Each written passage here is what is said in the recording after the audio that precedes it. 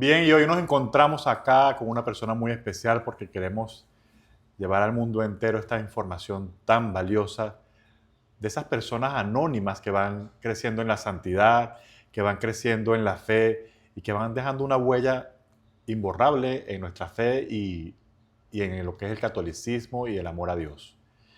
Tenemos al señor Benito Prieto, que ha dedicado su vida, gran parte de su vida a esto, a documentar lo que es el pasaje de la vida de personas que han marcado y dejado huella en la fe, ¿no? Y sobre todo, especialmente en Venezuela, de donde es el señor Benito. Así que bueno, preséntese para los que nos están viendo, por favor. Bueno, mi nombre es Benito Prieto, como ha dicho Roger, y no es importante que hable mucho de mí, sino más importante hablar de Madre Carmen. Brevemente, soy el que escribió la biografía de Madre Carmen involuntariamente, porque al principio yo rechacé, dado que yo no soy historiador, pero por un milagro, por así decirlo, del Santísimo Sacramento, acepté cuando iba a decir que no iba a aceptar escribir la biografía. Me lo pidió la hermana religiosa, sí, religiosa de la Congregación Siervas de Jesús, congregación fundada por la Santa Madre María Carmen, y lo acepté simplemente porque era una anciana de casi 90 años que me pedía algo que para ella era sumamente importante: tener la biografía de esa monja santa. La acepté y hoy día digo claramente que no solamente no estoy arrepentido de haber aceptado, sino que le doy gracias a Dios porque eso contribuyó a que mi vida se profundizara desde el punto de vista espiritual. Amén. Es que así nos usa el Señor siempre, ¿no? ¿Eh? El Señor nos usa así siempre, nos da los dones y después nos va ubicando Así donde Él es, necesite que los utilicemos. exacto. Qué belleza. Y esta reunión es precisamente para eso, para indagar y profundizar en la vida de la Madre Carmen Rendiles, que próximamente será beatificada, ¿no? Santa, declarada Santificada santa. por el Vaticano. ¿Sí? Sí. ¿Va a ser la fecha cuál es? La fecha es 18 de septiembre y va a ser canonizada junto con el doctor José Gregorio Hernández, que es la otra figura que con Madre Carmen hacen el par de primeros santos de Venezuela. Amén, que así sea, de verdad, muy necesario en toda esta época en la que vivimos en nuestro país, Venezuela, y el mundo entero, ¿no? Así es. Reconocer la vida de los santos, que van a ser ejemplos a seguir para nosotros, seguir creciendo en nuestra fe y poder seguir a Jesús de la forma correcta. Entonces, ¿cómo le gustaría comenzar a contarnos sobre la Madre? Bueno, muy sencillamente, Madre Carmen es para mí y para muchísimas personas una de las figuras de Venezuela del siglo XX más importantes dentro de la vida de la nación, porque ella en sí, con su sobrenaturalidad santa, hizo que naciera y recibiera dones de Dios de tal naturaleza que hoy día influyen enormemente en la vida de la iglesia en Venezuela. Entonces, una mujer que dentro del silencio de su vida y desde un pequeño lugar que se llama la Casa Madre y todas las casas de la congregación, hizo fulgurar para Venezuela, por medio del trabajo y por medio de la oración, una nueva vitalidad que hoy es reconocida incluso por la jerarquía católica. ¿Cómo empieza todo esto en Madre Carmen? ¿Cómo es su infancia? ¿Cómo va naciendo esta espiritualidad en ella? ¿O esta necesidad de Dios? Ella es una mujer que nace en el año 1903, muere en 1977, 74 años de vida, y nace con un defecto físico. No tiene o carece del brazo izquierdo. Una familia en la que el padre en aquella época, no existían escuelas públicas, porque aunque había sido declarada la educación como obligatoria, todavía no había habido una creación de escuelas suficientes.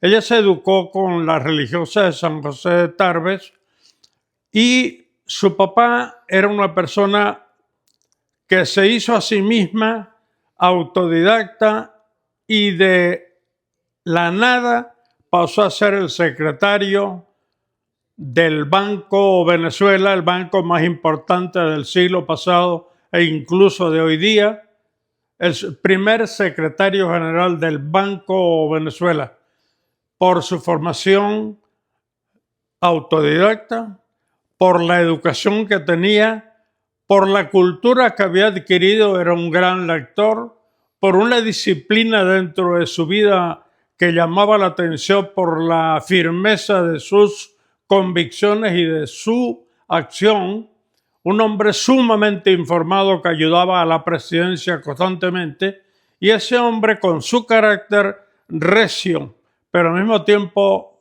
cariñoso y amable, sumamente exquisito, logró influir en la hija de tal manera que el carácter de ella se asemeja mucho al de su papá.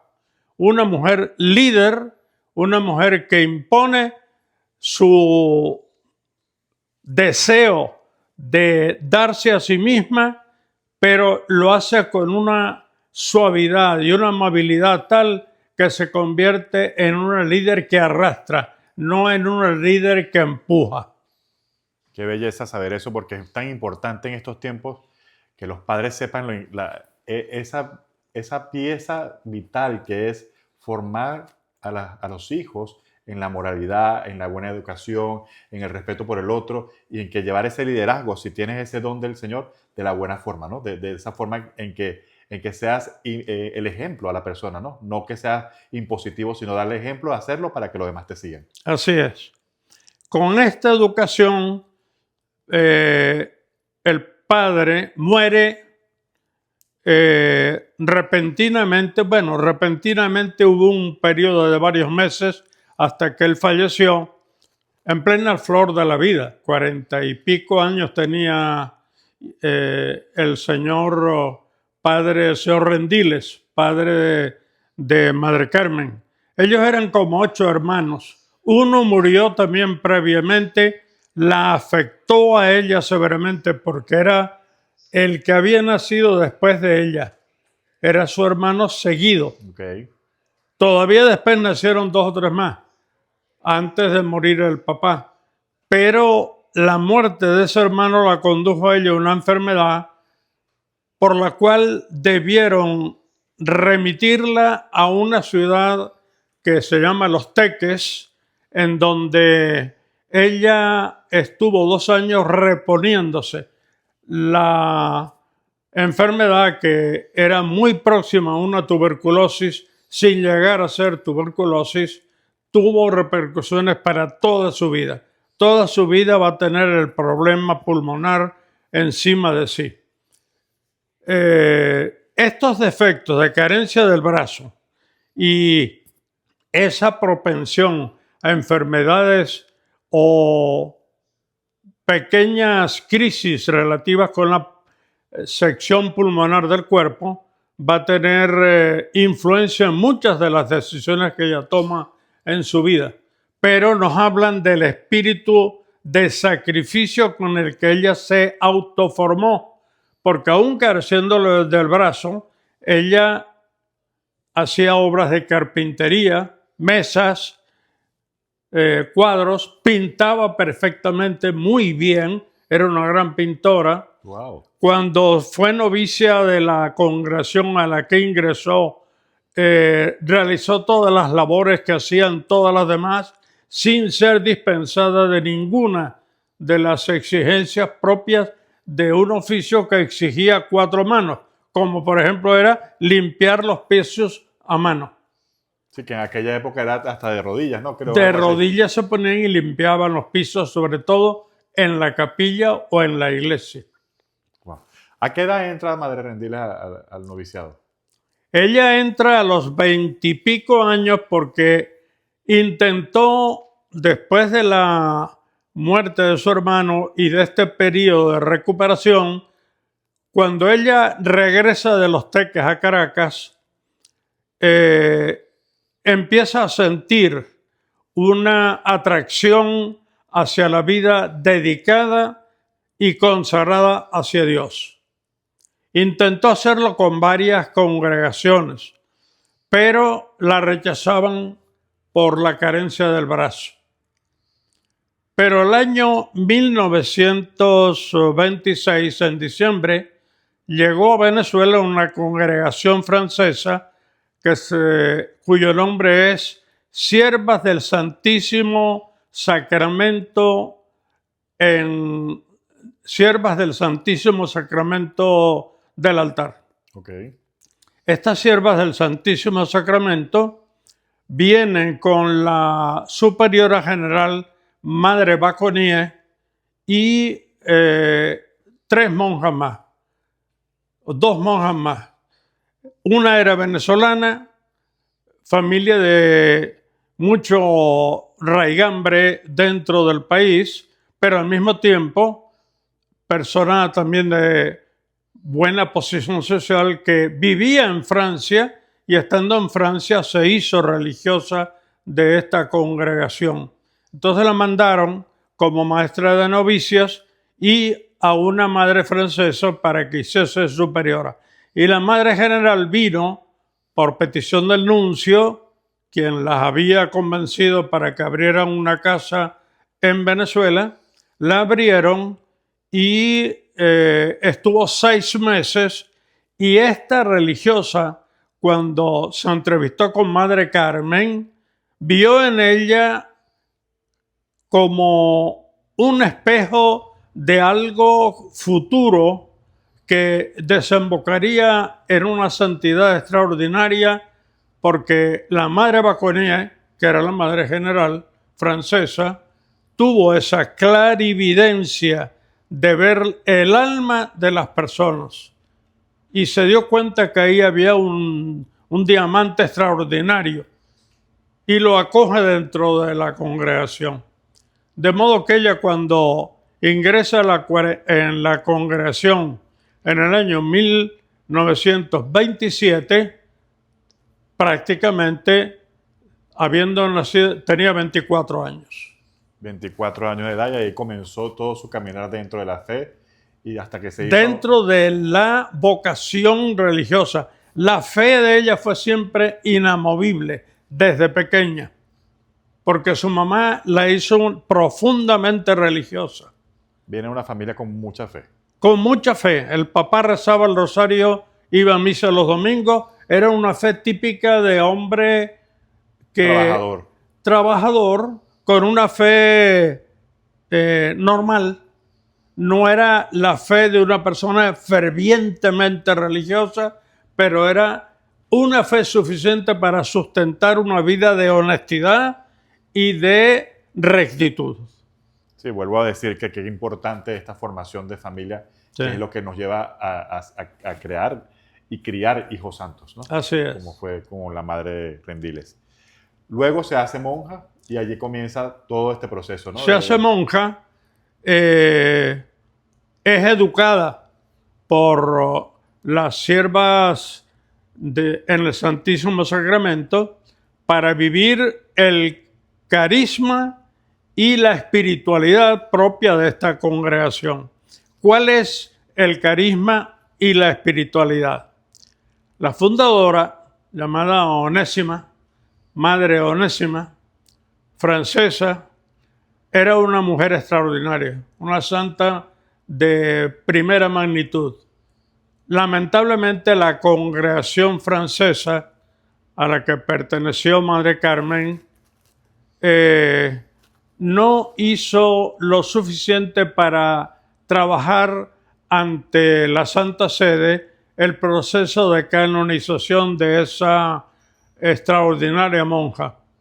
Fundó la congregación por inspiración del Espíritu Santo, que después de una comunión en el día de la Inmaculada Concepción, le escribió en el corazón, dice ella, con letras de fuego, esta frase: consagra tu vida a Santísimo Sacramento del altar.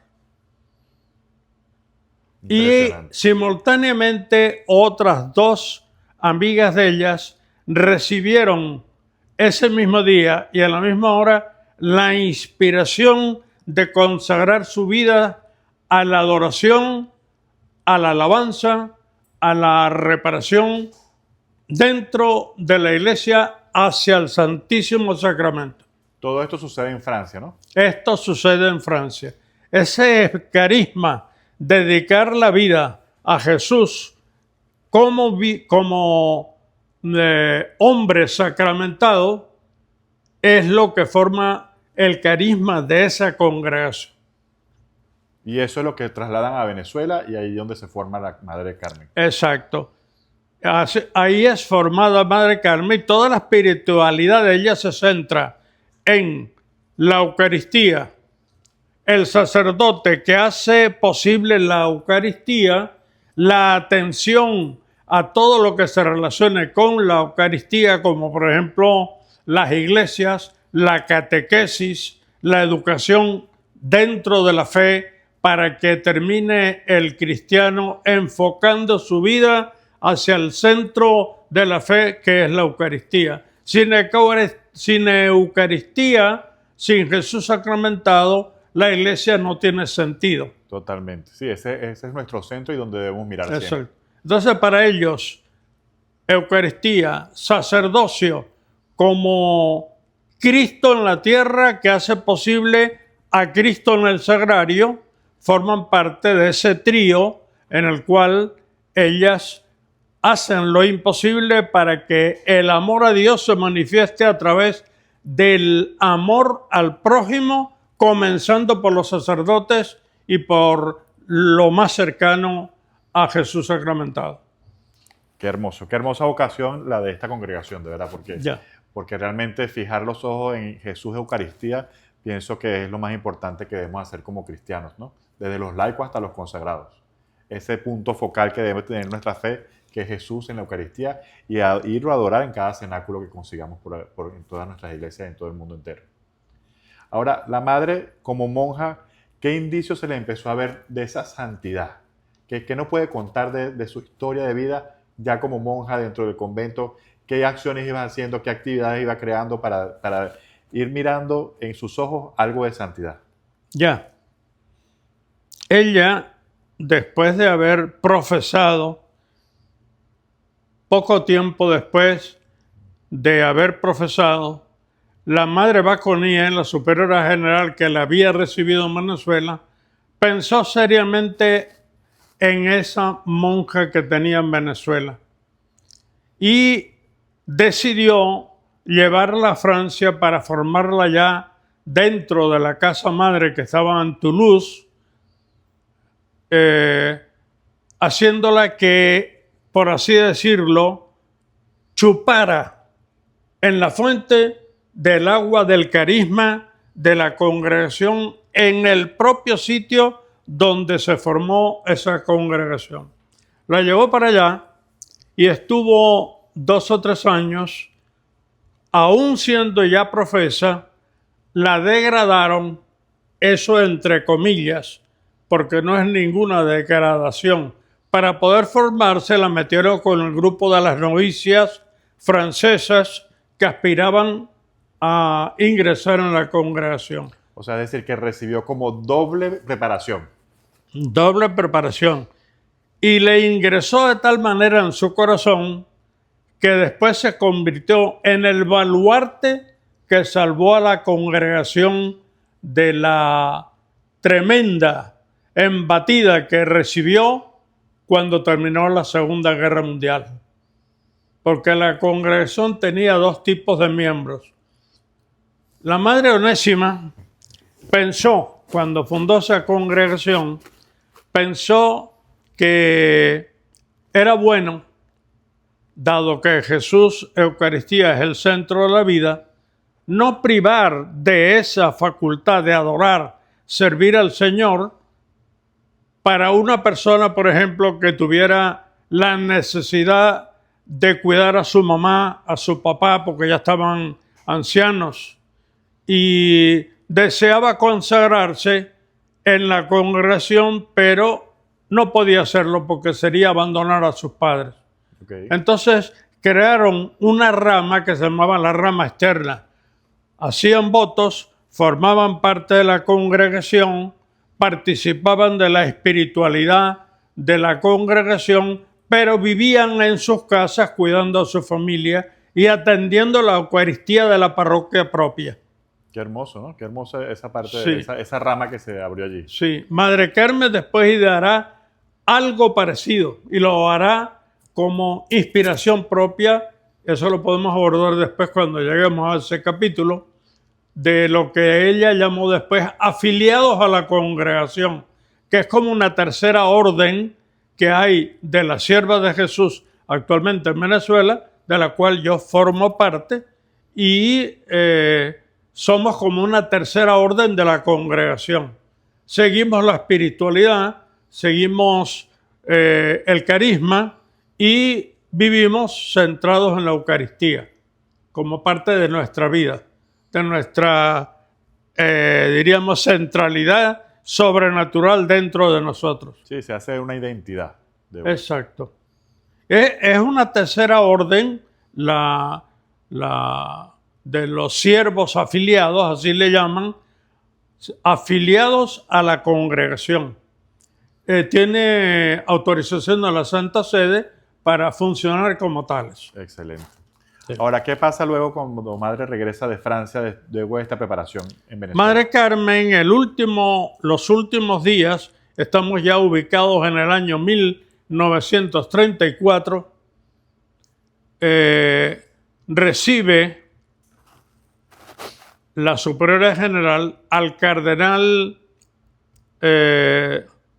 vamos a ver si me acuerdo del nombre, no me acuerdo del nombre de él ahora, pero era un cardenal con mucho, diríamos, nivel de influencia dentro del Vaticano. Okay. Tardini, el padre Monseñor Tardini. ¿Y qué hizo él? Estaba muy impresionado por la congregación como tal, que en Francia tenía una extensión muy amplia. Incluso había abarcado ya varios países de Europa. Estaba desde Hungría, Alemania, Francia, España, Italia, etc. Había varios países en los que la congregación se había extendido, más en América habían abierto la casa de Caracas. Okay. El cardenal les da una conferencia en la cual invita a la congregación a dar su vida para mantenerse firmes y sólidas dentro de ese carisma y de ese espíritu. La madre Onésima, o la madre, Baconie, que es la superiora general en aquel momento, la que recibió a Madre Carmen en Caracas, da una charla en la que dice: ustedes van a profesar, era un grupo de novicias que iban a profesar unos días después. Como ella estaba en ese grupo, pues recibió también la misma charla. En esa charla, la madre Baconie invita a las nuevas religiosas que van a profesar unos días después a convertirse en mártires si es necesario, hasta derramar la sangre para sustentar, mantener, defender y prolongar a través de toda la vida el carisma y la espiritualidad de la congregación, centrada en la Eucaristía. Madre Carmen lo anotó en su diario y es una cosa que llama mucho la atención y para mí tiene un significado. Escribe en un cuaderno donde nunca hace más de media página. Son 2 cuadernos que llena con notas de su vida, desde que entró en la congregación hasta que dejó de hacerlo porque ya no tenía tiempo para hacerlo. Y en ese cuaderno habló y escribió sobre esa charla más de 3 páginas. O sea, que había algo importante. Le impresionó en forma tan grande que ella al final reconoce que si es necesario dar la vida para defender el carisma, ella derramará su sangre para que ese carisma se mantenga intacto. Entonces ella viene a Venezuela y cuando llega a Venezuela, lo primero, 1934, la hacen maestra de novicias. Para eso tuvo esa preparación, ¿no? Exacto. Ya venía pensado de esa forma. Para que formara. Como ella era una líder extraordinaria, comenzó su vida religiosa buscando vocaciones. Viajaba a Colombia, viajaba a los Andes y daba charlas en las que hablaba del carisma y el Espíritu Santo movía los corazones de tal manera que la congregación en Venezuela empieza a desarrollarse en una forma extraordinaria. Estamos en el año 34 y la guerra mundial estalla en el 39. Cuando estalla la guerra mundial en 1939, Madre Carmen ya tiene una congregación bastante amplia, porque habían llegado incluso a abrir una casa en Cúcuta, que es Colombia. Exacto. Y ya la congregación comienza a tener suficientes religiosas como para ir instalándose en otras partes. Ella deja de ser maestra de novicias porque la manda la superiora local en plena guerra mundial, ya, le dice hay que abrir una fundación nuestra en Valencia porque el obispo nos lo pide y vamos a aceptar. Y mandó a Madre Carmen como superiora de la Casa de Valencia. Pero Madre Carmen no se quedó para eso. Siguió buscando vocaciones en todas partes y logró que fuese creciendo también desde ese punto de vista.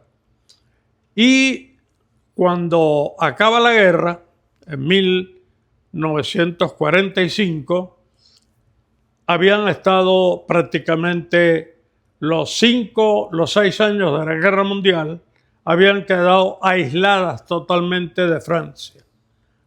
Claro. Tuvieron que, diríamos, vivir, tomar decisiones, ampliar la congregación, etcétera, etcétera, sirviéndose de lo que ellas habían recibido.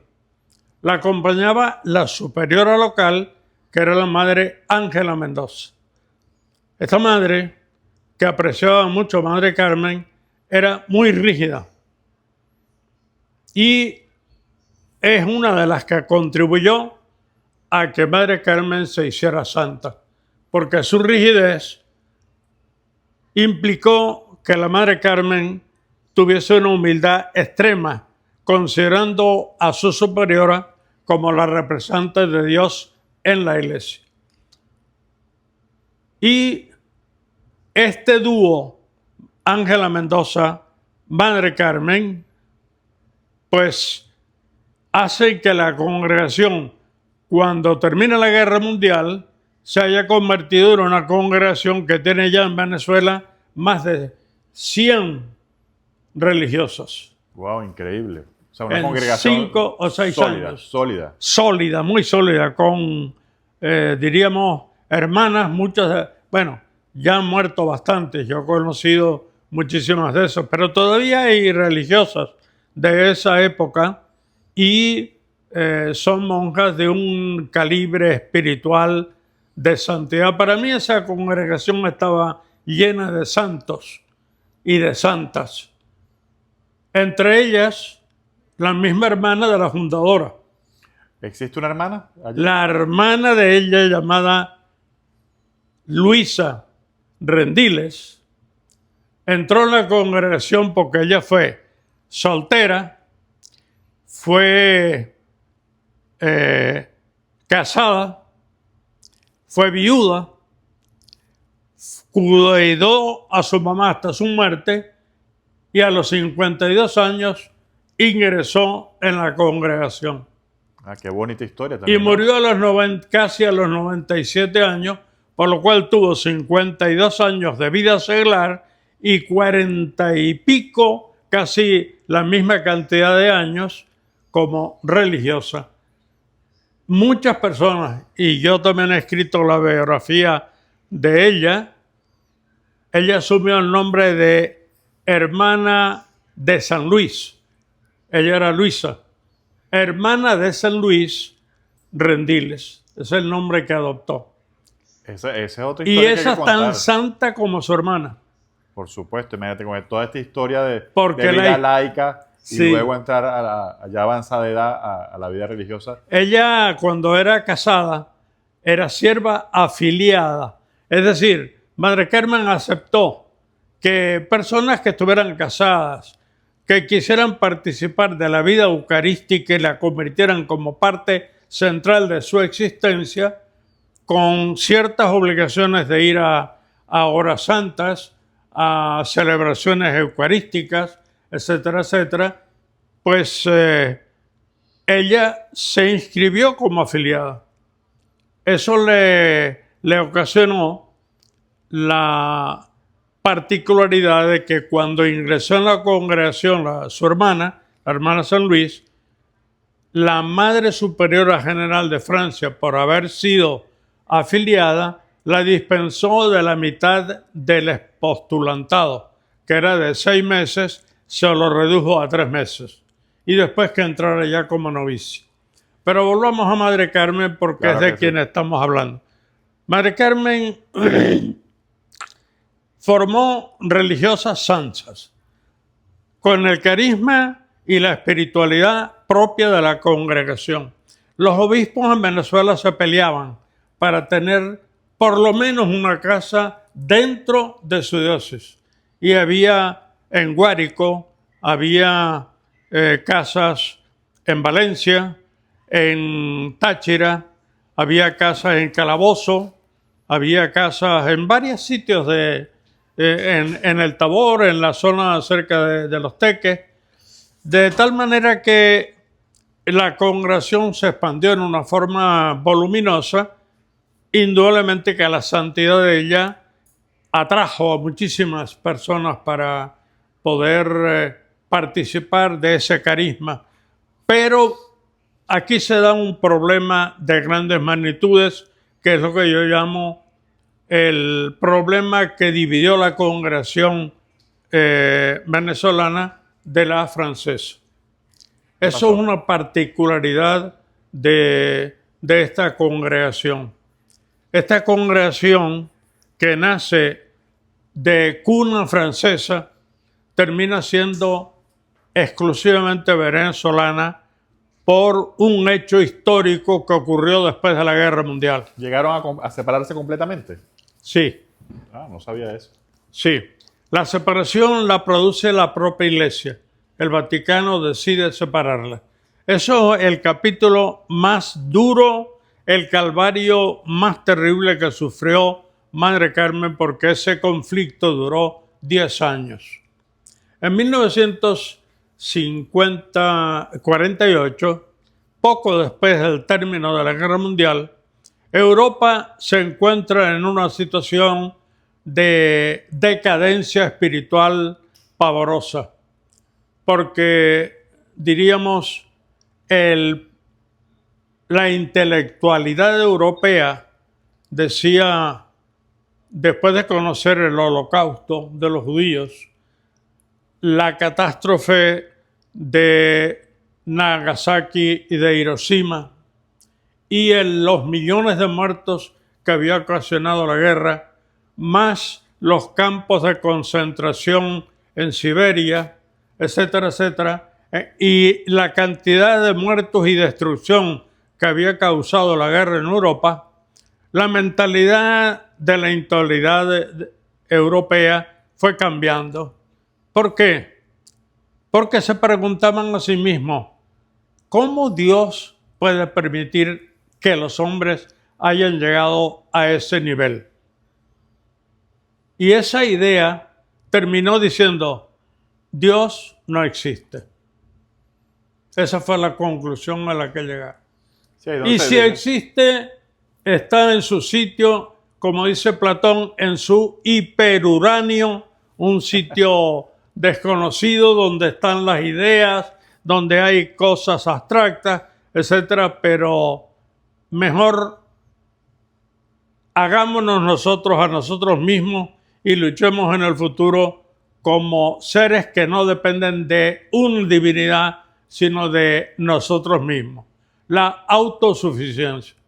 Esto es una idea que se riega y inyectada por el marxismo se convierte poco a poco en una idea dominante. Esto hace que en Francia las vocaciones que antes se dirigían hacia la vida contemplativa, activa contemplativa, porque ellas no eran contemplativas. La congregación guardaban clausura, mantenían vida de comunidad, se dedicaban a la Eucaristía, a la catequesis, a la ayuda a las parroquias, una vida muy activa, pero centrada siempre en la Eucaristía.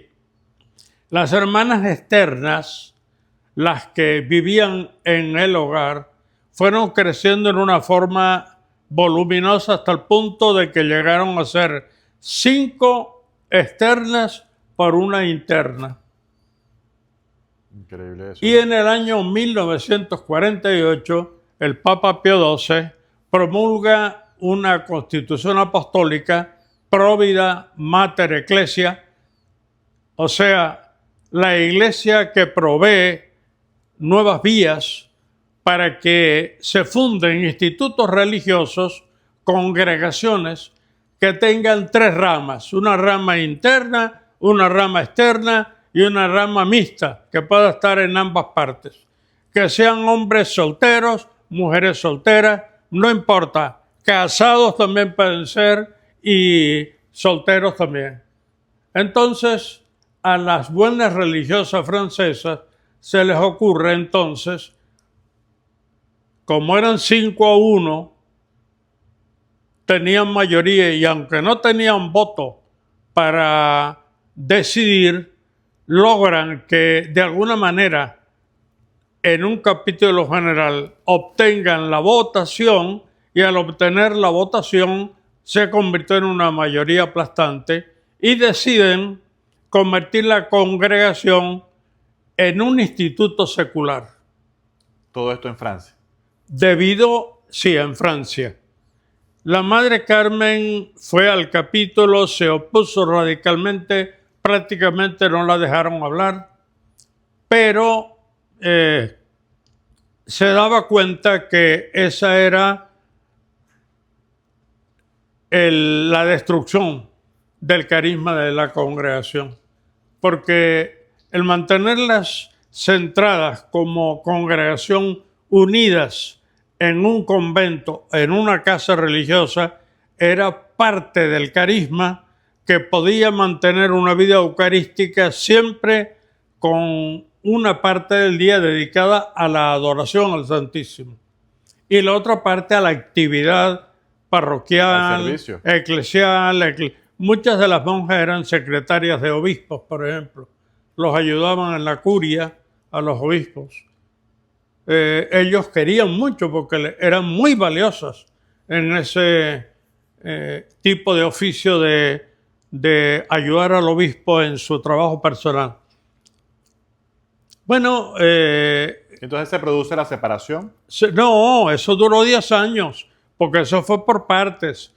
la superiora general imponiendo viviendo las de Venezuela en una crisis tremenda porque veían que se les iba el carisma en un nuevo estilo de vida que no querían aceptar. Hicieron varias proposiciones a la Santa Sede, pero recordemos que en el año 1962 comienza el Concilio Vaticano II. Y este Concilio Vaticano ocupó a todos los cardenales y a todas las mentes de la curia romana dedicadas al concilio. Entonces estos problemas que eran problemas menores para la iglesia, no los atendían en forma... Quedaron en un segundo plano. Exacto, no se resolvían. Duró 10 años todo ese problema. Hasta el año 1965, cuando finalmente la Santa Sede, terminado ya el concilio, el cardenal Humberto Quintero de Caracas, que conoce la problemática del conflicto que hay entre las francesas que quieren vivir un nuevo tipo de vida más abierto, sin hábitos, sin nada, pero abierto a la vida externa, Okay. y las venezolanas que no quieren perder su visión de comunidad que vive conjuntamente unidas en la adoración al Santísimo Sacramento, que es mucho más valiosa unidas que separadas. El cardenal, previa visita de la superiora general de aquel momento, que era la que impulsaba esta nueva forma de vida, logra, diríamos, ir a Roma finalmente, finalizado el concilio, y habla con el prefecto para las congregaciones religiosas, cardenal, en aquel momento creo que era el cardenal Antoniuti, y le convence para que declare que la congregación Siervas de Jesús en el Santísimo Sacramento, francesa y venezolana, se separarán y pasarán a ser congregaciones independientes, con sus propias autoridades, sus propios conventos, su propia organización, su propia norma. Que ya no hubiese ningún tipo de relación entre ambas, porque aquellas querían una cosa, no se sabe si buena o mala, o perjudicial. El cardenal sobre eso no se pronunció, pero sí quería que las venezolanas permanecieran tranquilas, porque una religiosa que vive 10 años sujeta a un clima en el cual no sabe a dónde va, no sabe en qué va a terminar todo esto, puede llegar a un punto en el que se canse y diga, no, yo ya no me la calo más. Claro. Ninguna religiosa llegó a ese punto, pero existía el peligro. Sí, no había una claridad en la dirección. Exacto. Y sobre todo no había una claridad con respecto hacia dónde se dirigía el espíritu y el carisma de la congregación. La iglesia sí lo vio con mucha claridad, y entonces el cardenal sacó un decreto mediante el cual separaba y daba vida propia a cada una de las dos secciones, diciendo: las francesas se quedan con todo Europa y todo lo que hay en el viejo continente, todas las casas, todos los bienes, todas las... Y América se queda con todas las casas, con todas las congregaciones, perdón, con todas las fundaciones que habían hecho, independientemente de las de Francia. Y aquí tenían que hacer constituciones, elegir una superiora general, etcétera, etcétera. Por supuesto, cuando llega ese momento, la que es elegida superiora general es la Madre Carmen Rendiles, porque es la que ha hecho la congregación. Todas las religiosas que hay pasaron prácticamente en su formación diaria por sus manos. Y de hecho es la que impulsa que suceda esto, ¿no? Que se permanezca en este esencia En el del espíritu. La historia ha comprobado pues que la decisión de Madre Carmen estaba inspirada por el Espíritu Santo. Ella tenía en su mente aquel escrito de la Madre Baconie, en la que ella notó que tenía que dar hasta su propia sangre, si fuese necesario, para defender el carisma y la espiritualidad. Y dio su sangre y su vida, porque esos 10 años la llevaron a ella a una crisis de salud cada vez más intensa, que en el año 1977 provocó su muerte, a los 73 años o 74 años de vida. Pero diríamos, ¿cómo se hizo la santidad de Madre Carmen y en qué consistía su santidad? Su santidad estaba centrada, primero, desde el punto de vista espiritual, en una devoción a la Eucaristía extraordinaria, profunda. Ella no le importaba estar 3, 4 horas de oración delante del Santísimo, pidiendo por las necesidades propias del mundo, de la iglesia, de las hermanas, de la congregación, de enfermos, de quien fuese. Pero a su vez era la que se preocupaba de atender, por ejemplo, a la Madre Ángela, su antigua superiora. La Madre Ángela entró en un proceso que hoy día se conoce como enfermedad de Alzheimer. Cuidar a una persona enferma de Alzheimer es terrible. Yo lo viví con mi abuela. Es muy doloroso. Los que están al lado sufren. La persona que tiene el Alzheimer, suponemos que también sufrirán, pero sufren menos. Sí. Los que sufren son los que están al lado. Porque estamos viendo el deterioro. Exacto. Entonces ella, por ejemplo, no le importaba pasar toda la noche cuidando durante el sueño a la Madre Ángela. Y a las 6 de la mañana, cuando empezaba la vida de oración, Madre Carmen no iba a la cama. Iba a hacer la vida de comunidad. Lo que le correspondía ese día. Como si hubiera descansado toda la noche. Conocía a las monjas una por una y les ofrecía un trato y un enfoque de la relación superiora-súbdito, en la que lo de superiora y súbdito desaparecía.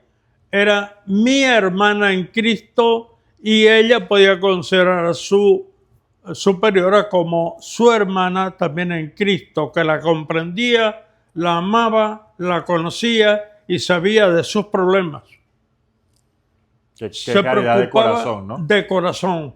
Entonces la caridad de ella era una caridad evangélica en la que tomaba en cuenta a la persona como el rostro de Cristo. El rostro de la persona para ella era el rostro de Cristo. Entonces, ningún rostro le repugnaba. Más bien, todos los rostros eran amables para ella.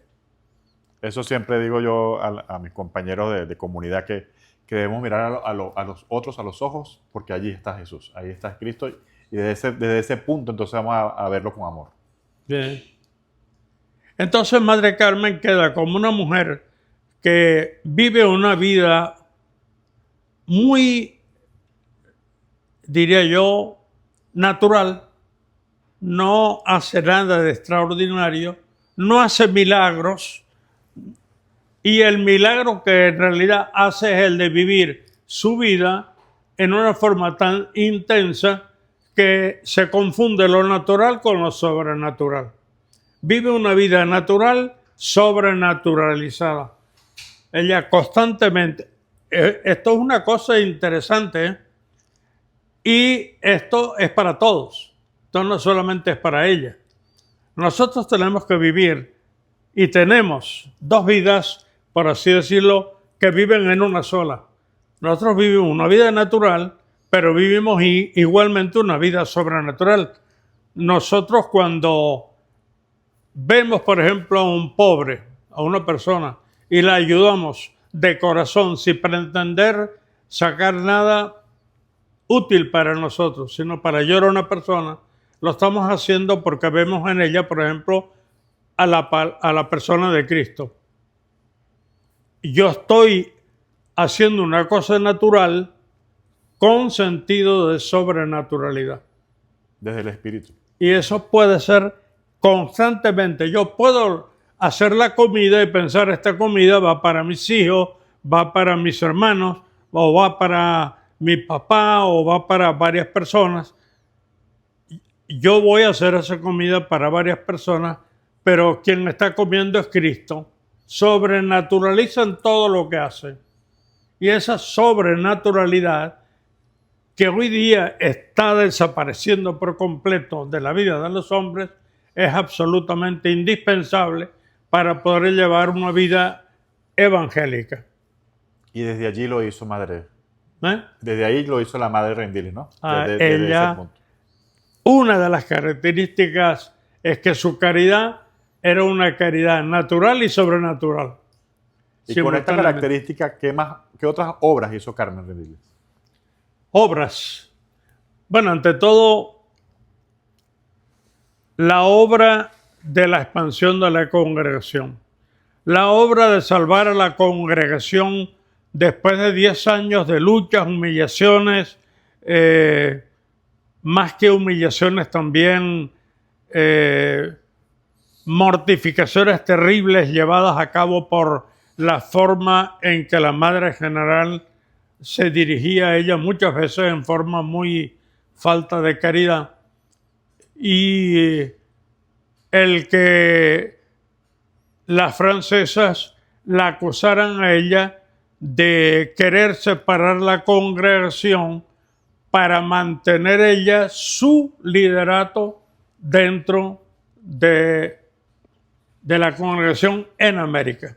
Esa acusación debió haberla herido terriblemente, porque no era realmente lo que ella pretendía. De hecho, ella, caracterizada por una humildad extraordinaria, nunca hizo uso de su condición de superiora para obtener algo de alguien, en absoluto. Nunca trabajó desde el ego, sino simplemente para mantener la espiritualidad de la congregación. Exacto. Ella lo que hacía era comportarse naturalmente tal como ella había hecho con su vida siempre. Es decir, vivir en la caridad de Cristo hacia los demás. Vivir centrada como Cristo en oración. Cristo siempre oraba al Padre. Prácticamente, según los evangelios, casi cada noche se la pasaba en oración con su Padre y pasaba toda la noche en oración. Ella lo imitaba. Entonces, además de eso, de tener una gran caridad y una gran humildad, tenía una exquisitez en el trato que hacía que todas las personas se sintieran como que ellas eran amadas por esta superiora. O sea, yo como súbdito siento que mi superiora no es mi superiora, es mi madre, es mi hermana la que me lleva hacia adelante, no empujada, sino atraída. Sí, y que en esa época también se acostumbraba mucho a decir, no lo puedo comprobar yo porque no estaba, de que las madres superiores o los superiores dentro de los seminarios eran bastante fuertes, ¿no? Eran unas personas que eran muy rígidas y que no mostraban el corazón. A lo mejor lo tenían allí, pero en ese deseo de formar eran bastante rígidos. Entonces usted me está hablando de otra característica de una personalidad totalmente evocada al amor, ¿no? Hacia sus hermanos. Sí. Con un trato igual. En la Edad Media, y eso duró hasta que se hizo o se celebró el Vaticano II, los superiores se consideraban que la forma en que tenían que dirigir a sus súbditos era mediante la autoridad, el liderazgo autoritario, impuesto. Usted obedece y si yo le mando a usted, como decía San Ignacio, a los jesuitas, si el superior te manda a ti que tomes una planta y la lleves al jardín y pongas la raíz arriba y le plantes la parte de abajo, tú hazlo. Que sirva o no sirva, no es interés tuyo. Obedece. Tú obedece. Porque la obediencia al superior es la obediencia a Dios. Ese era el concepto mediante el cual diríamos que se llevaba la vida superior súbdito en las órdenes, en las congregaciones. Hoy día eso está más evangelizado. ¿Por qué? Porque Cristo no actuaba de esa manera. Cristo, cuando hablaba de la relación Dios-hombre, veía siempre la misericordia del Padre con relación al Hijo pecador. Y ese Hijo era querido y amado precisamente porque era pecador. He venido a curar a los pecadores, no a los justos. Exacto. Lo dice con sus propias palabras. La preferencia del Padre, la preferencia de Cristo son los pecadores. A ellos a los que debe atraer, a los que quiere atraer. Cuando ese padre recibe a ese hijo que se fue, ¿no? Y regresó, el hijo pródigo. Exacto. Ese es nuestro Señor. El único que habla de la misericordia de Dios en forma fulgurante, extraordinaria y explosiva en los evangelios es Lucas.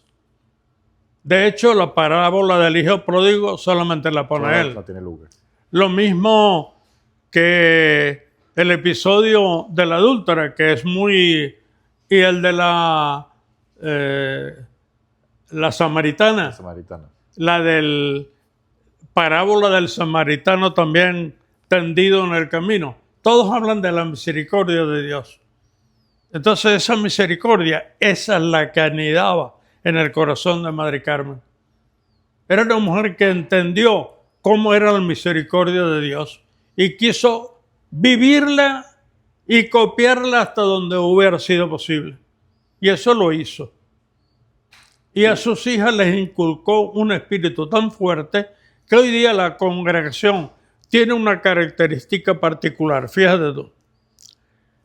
En el pueblo de Carrizal se apareció en el año 1993 la Santísima Virgen bajo la denominación de Virgen María, Madre de mis almas consagradas.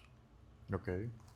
Yo escribí el libro de ese suceso. Tenemos que hacer muchos programas.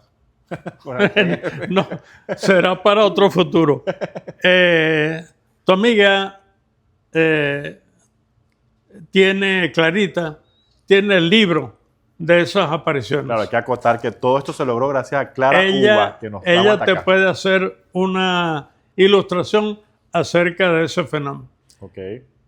En la Iglesia Católica hay alrededor de unas 50 congregaciones cuyo carisma es la Eucaristía y cuya espiritualidad se centra en la Eucaristía. Habiendo 50 congregaciones, algunas de las cuales tienen 1 o 2,000 miembros, escoge a una congregación que tiene 200 miembros en un país que prácticamente está olvidado en el mundo, desde cierto punto de vista, abandonado, por así decirlo, a su propio destino, que es Venezuela, y se aparece en un pueblito desconocido que se llama Carrizal, que más que pueblo es aldea. Hoy día ya no, ha crecido bastante, pero en 1923 era un pueblito pequeñito, de pocos habitantes y de poca extensión. Y ellas tienen ahí una casita que funciona con un kinder para poder sobrevivir. Y hay 3 monjas que habitan allí, 4, pero están 3 cuando se aparece la Virgen. Y la Virgen viene a hablar y a pedirles, primero, que vivan su carisma y aprendan a llevarlo a la profundidad absoluta con la que deben vivirlo. El primer mensaje es para ellas. Pero a partir del segundo comienza a hablar de las almas consagradas, que les pide que retornen igualmente al espíritu del Evangelio, al espíritu eucarístico que hay en el Evangelio. Y escoge, ella dice que es enviada por Dios Padre, escoge una congregación casi desconocida, casi, diríamos, no desarrollada en su dimensión absoluta, porque ellas siguen viviendo la vida que Madre Carmen les enseñó. Pero viven. Claro. En cambio, las francesas vendieron hasta la Casa General. Ya no funciona. No funciona, ya desapareció. Una de las religiosas que se entrevistó con otra de las de aquí, cuando supo que Madre Carmen la habían hecho beata, le dijo con mucha nostalgia: ojalá me hubiera ido yo también a vivir con ustedes a Francia, a Venezuela, porque el decreto de separación establecía que las religiosas venezolanas que querían ir a vivir la otra vida allá, a Francia, podían irse. Y las de allá, que quisieran vivir la vida nueva que se les daba esta la oportunidad, podían venirse para acá. Podían decidir con quién Podían decidir, pero una vez decidido, chao. Tenían que profesar en la nueva congregación. De Venezuela ninguna se fue para allá. De allá ninguna vino para acá. Quedaron así como estaban. Pero las venezolanas son escogidas por Dios Padre para ser las mensajeras de unas peticiones que hace la Virgen 19 para que los sacerdotes y todas las almas consagradas retornen al carisma original del Evangelio. Y da la casualidad de que estamos en el año 1993-1994. 20 años después o 25 años después explota la tremenda crisis de los sacerdotes pederastas, de la pelea entre cardenales, obispos, jerarquía alemana, la jerarquía de un lado discutiendo con la jerarquía de otro lado. Vemos la iglesia. Sí, toda la crisis que está viviendo la iglesia. La iglesia. La Virgen se adelanta y de 20 años antes empieza a proclamar y a pedir a la iglesia, a los religiosos, a los obispos, a los sacerdotes, a todas las almas consagradas, que dediquen su vida a vivir el Evangelio. Lo mismo que pide hoy el Papa. Lo mismo que pidió Francisco, el Papa Francisco. El Evangelio. Sí, es que en la vulnerabilidad de la humanidad, así estemos consagrados, siempre vamos a ir buscando intereses personales que van moviendo masas, así como sucedió en esta división de la congregación, que también se separaron por diferentes intereses. Así sucede en la iglesia internamente porque, bueno, somos humanos y así sucede, pero bueno, siempre está ahí la iglesia que va a prevalecer, que es la que nos dijo Cristo que iba a durar siempre. Entonces, en eso tenemos que tener puesta nuestra fe, así como lo hizo la Madre Carmen también, que allí prevaleció. Fíjate tú, cuando la iglesia comienza a formarse y los apóstoles salen a predicar, encuentran un mundo sumamente corrompido. Porque ellos ¿a dónde van? Van al mundo, al principio, algunos de ellos se dedican a convertir, por así decirlo, a los judíos. Pero todos los demás se dedicaron a los paganos. A los paganos. El paganismo tenía la homosexualidad extendida como una plaga, homosexualidad. El adulterio era común y corriente, si bien era castigado. No estaba legalizado. Y la creencia en tantas cosas, y dioses y ritos. Dioses, el placer, el poder, la corrupción era tan ingente, no tan exquisita como ahora, pero tan extendida. Y los apóstoles no se asustaron por eso. Sabían que Cristo iba a triunfar y se acabó la historia. y trabajaron denodadamente, aunque fuera con 5 personas. San Pablo se encontraba con comunidades donde al principio eran unas pocas personas, y esas pocas personas, a través de sacerdotes que él ordenaba, después de catequizarlos bien, por eso él solía vivir 1 o 2 años en cada una de las comunidades. Entonces, formaba comunidades, pero dentro de un mundo muy similar al que vivimos hoy, corrompido y siempre atraído o atrayente hacia el vicio, hacia la avaricia, hacia la búsqueda de placer, de poder y de contentación o contentar al organismo propio en la parte más egoísta, que era mi propio placer. Sí, así es.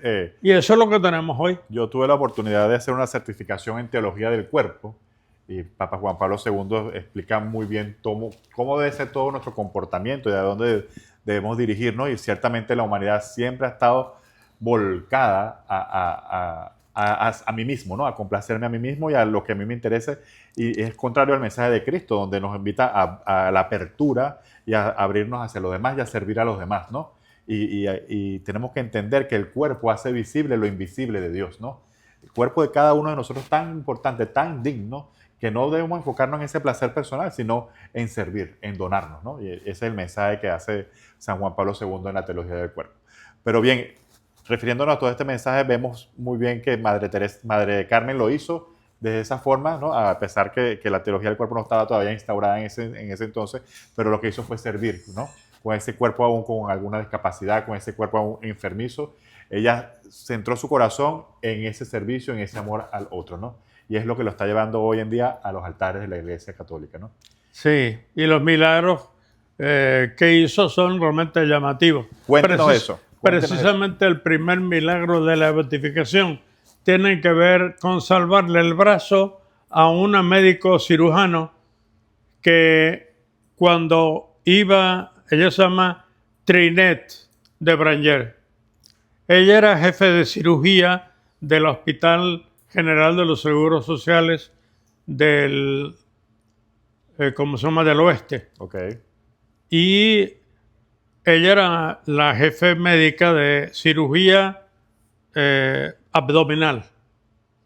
Iba a hacer una operación y el bisturí eléctrico o electrónico quedó con unos cables desprendidos que no lo detectaron, y cuando fue a hacer la incisión le hizo una descarga eléctrica de 400 voltios más o menos, que la tumbó al suelo y la dejó sin conocimiento. Wow. El enfermo tuvo que ser trasladado de emergencia a otro departamento, otro quirófano. Ella la revivieron y tal, ¿no? Medio se repuso, pudo terminar la operación, pero cuando llegó a la noche a su casa tenía el brazo con un dolor tan insoportable que no sentía alivio.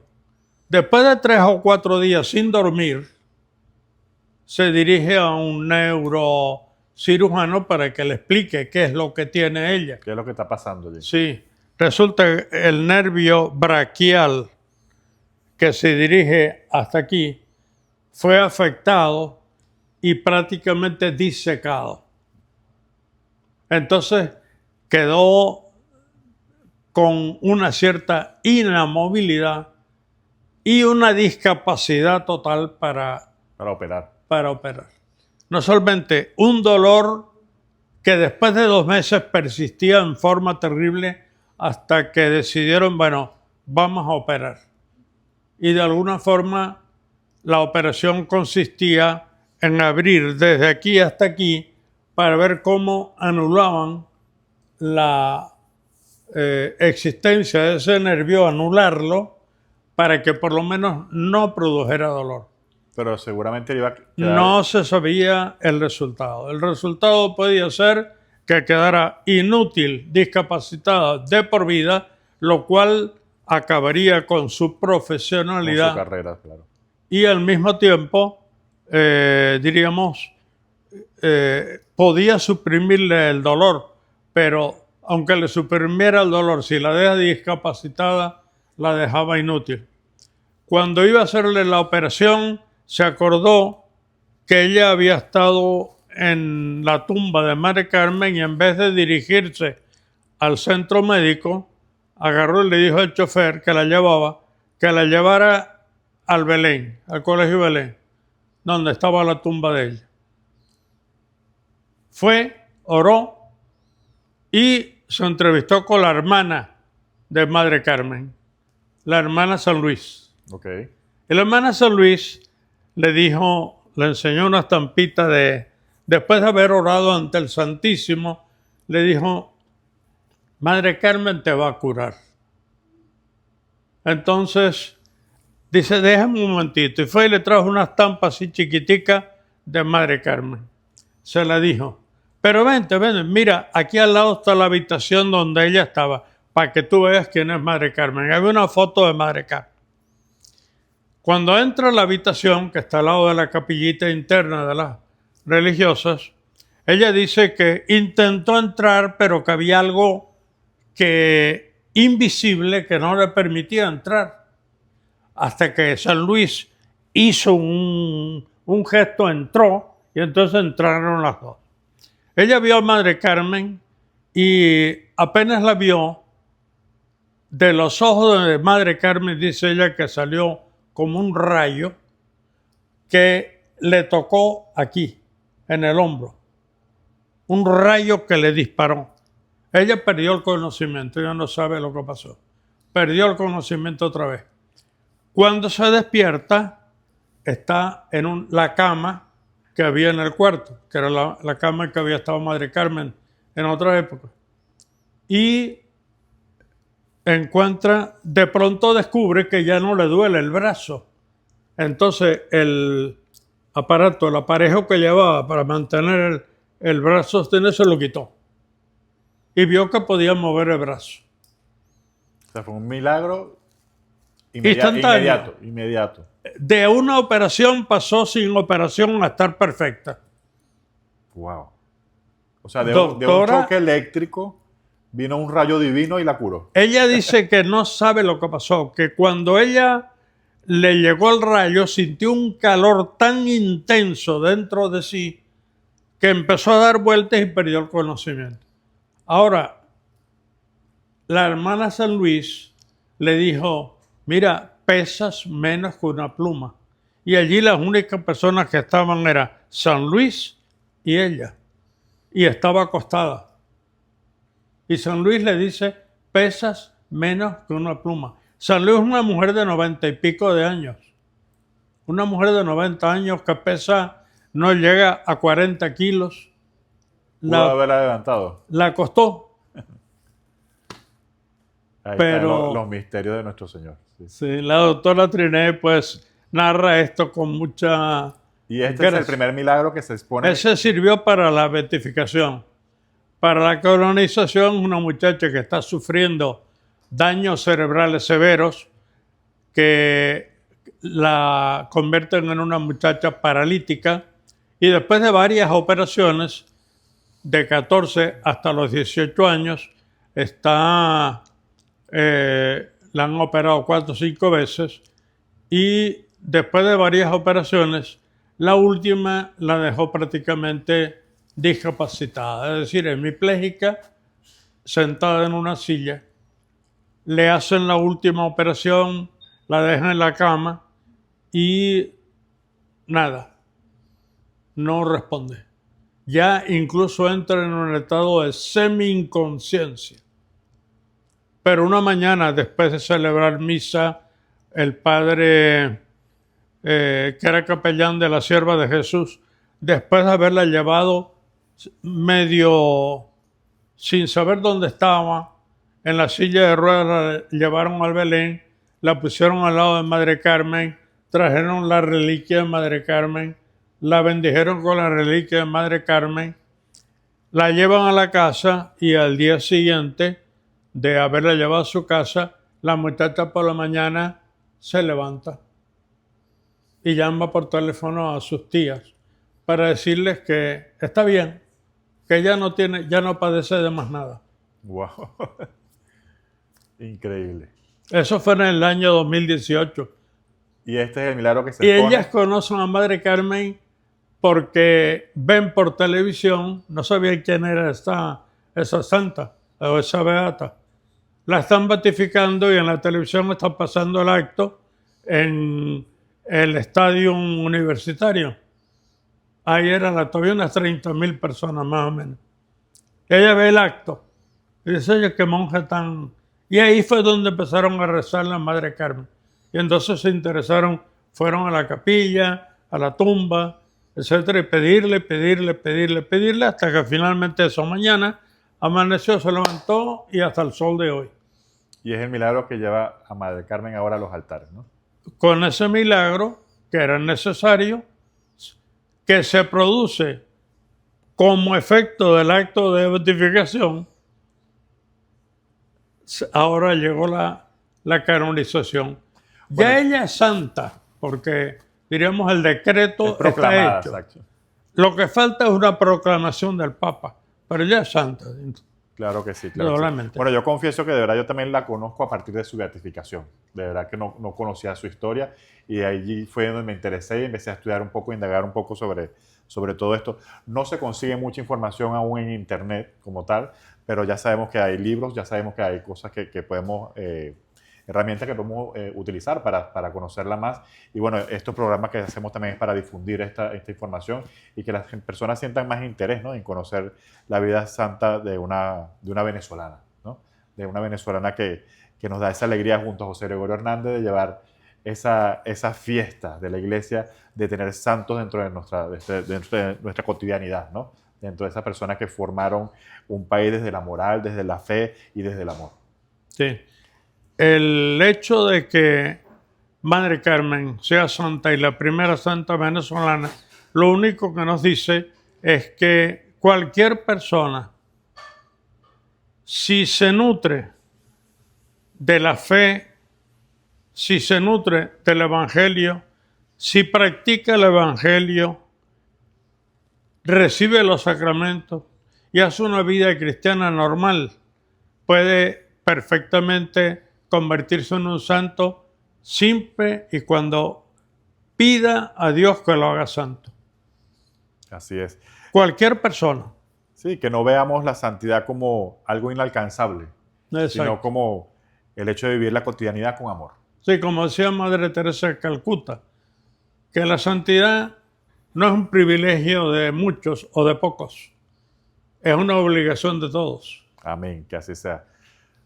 Señor Benito, muchísimas gracias por toda esta información que nos está dando, muchísimas gracias por su tiempo, muy valioso. Esto es un tesoro que va a quedar acá en nuestra plataforma para que todo el mundo lo disfrute, que todo el mundo lo pueda utilizar y que conozcamos la vida de nuestros santos y sobre todo en Latinoamérica, que conozcamos que la fe, para mí Latinoamérica digo que hoy en día es un bastión de la fe de la iglesia y entonces tenemos que impulsarla, tenemos que apoyarla y tenemos que vivirla sobre todo. Sí. Y a ti, bueno, me siento orgulloso de que un venezolano esté evangelizando a través de los medios, como Carlos Acuti, a través de las redes sociales que realmente, aunque no lo creamos, son utilizadas por el Espíritu Santo para penetrar y tocar los corazones. Totalmente lo creemos así. Y por eso fuiste elegido para eso. Si fuiste elegido, considérate feliz. Seguro que sí. Muchísimas gracias de verdad por esas palabras, porque lo hacemos desde el corazón y bueno, entregándoselo a Dios para que Él lo utilice de la forma que quiera hacerlo. Así es. Un mensaje final para todos. Que se hagan santos como Madre Carmen. Amén, que así sea. Muchísimas gracias y Dios lo bendiga. Igualmente, pues a ustedes. Bueno,